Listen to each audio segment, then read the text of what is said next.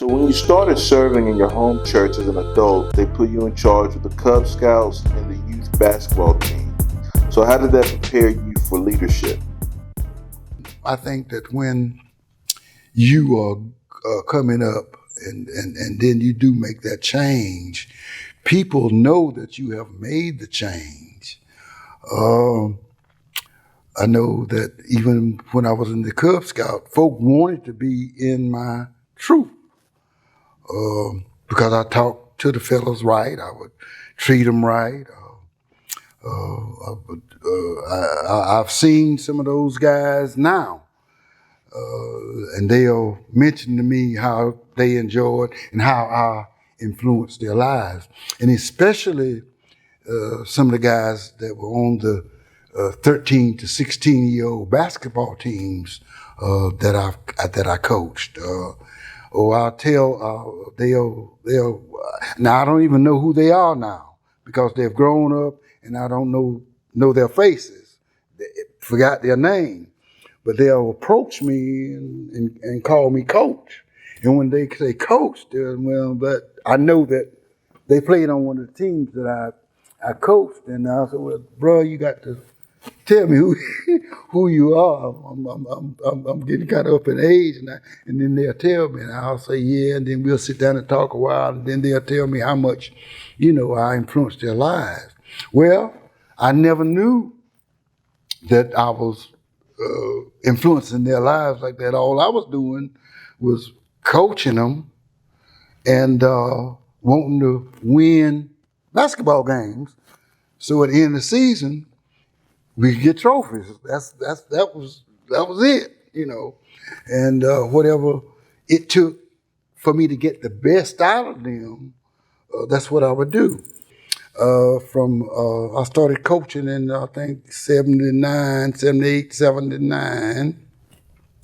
And from that time to the time I went into the ministry, which was in 83, and I think I did coach up until 84, until they got another coach, we lost maybe 5, 6, 7 games. And we were feared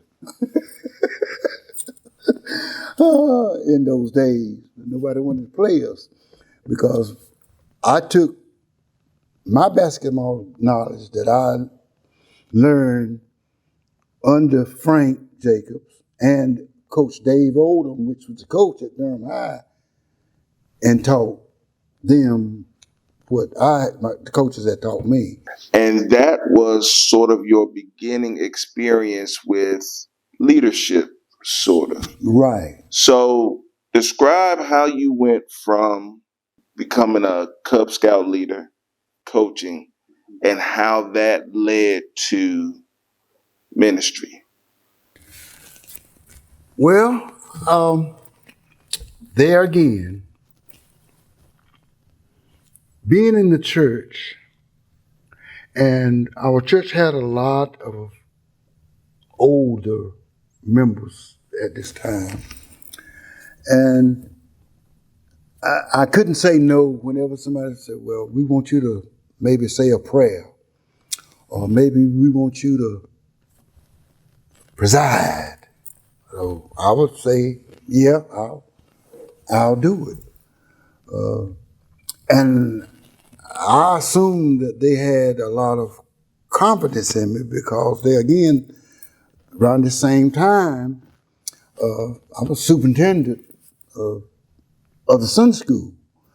And I was in charge of their kids. And then they began to tell me, you're going to be a preacher. You're going to be this and you're going to be that. And that was the last thing on my mind. All I was doing was helping them with their program, and how I'm going to become a preacher by being obedient to what they wanted, I could not figure it out. Another minister there, Ed Hoskins, never will forget him. He was like a father to me. I see something in you, boy. I would say, yeah, you probably see that Coke 45. but that's that was the feedback that I would get, and even from that time on, maybe they saw that they could depend on me, that I would do the best that I could, and I was almost every other program or two. I would be up there on the pulpit up there up front. So different stuff like that, and that gave me a lot of confidence.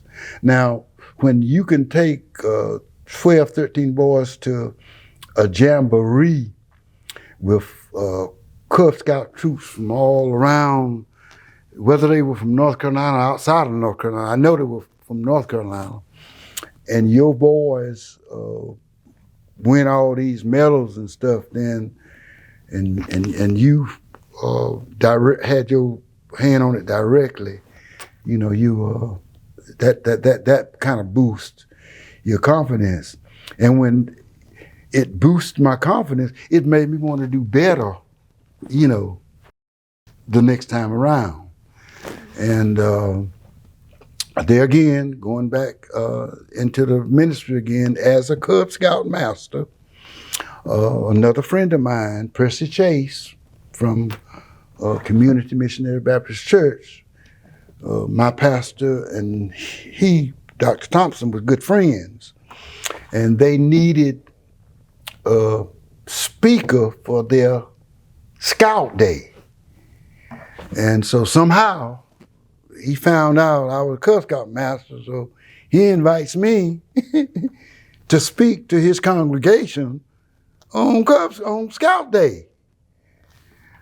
And Lord have mercy, I did. I went, and apparently I must have did a pretty good job, because when I went into the ministry, he found out I was in the ministry. He was one of the first preachers to have me to preach at his church, and that stemmed, I think, from that Cub speech I did for that Cub Scout Sunday. As a matter of fact, I saw him Friday.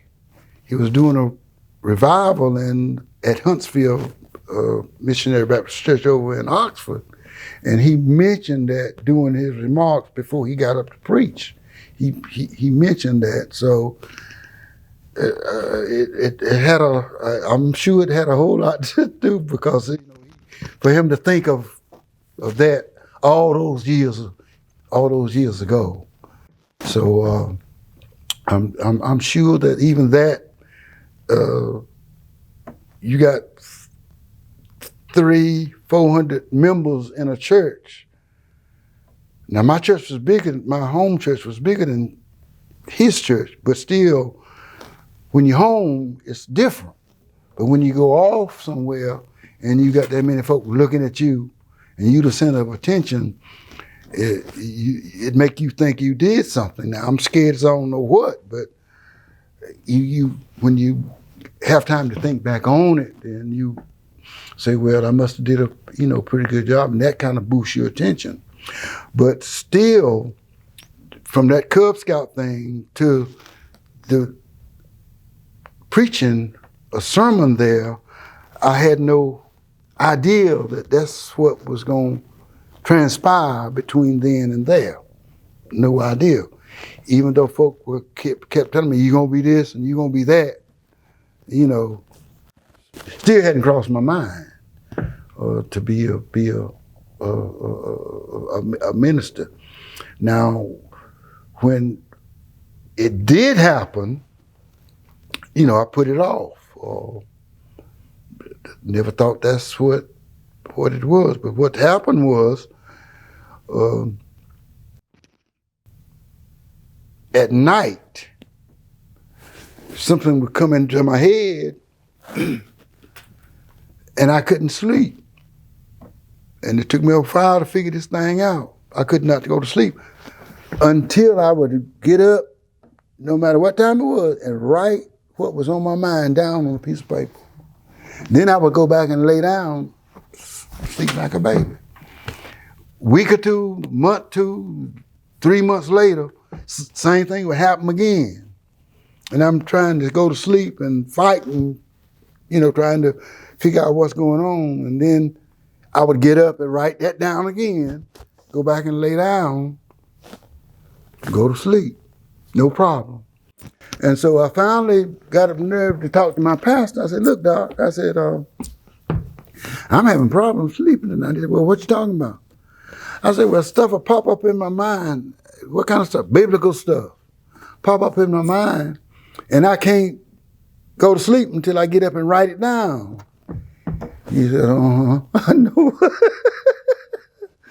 And but he would never say, you being called into the ministry. he would never tell me that. But it kept going on for 2, 3, 4 years. This is how long it took me to.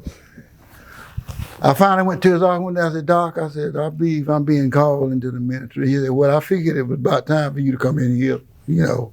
Well, how you know? All this stuff you've been telling me all this long time, I knew, but I didn't want to, you know, I wanted you to figure it out, you know, for yourself.